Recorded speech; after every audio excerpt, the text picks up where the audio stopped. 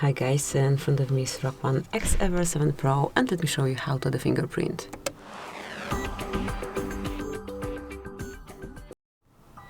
So first of all, open the settings.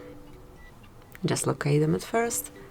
Now find and select security and privacy and mark device unlock.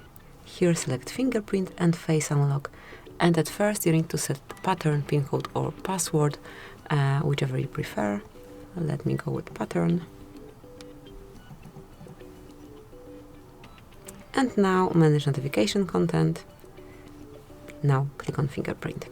Tap on more, read everything, tap on agree if you do.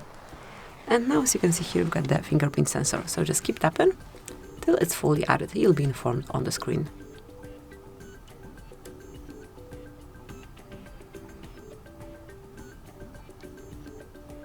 Tap on done. And that's it, that will be all. From now on you can unlock your device with this fingerprint only. Thank you for watching.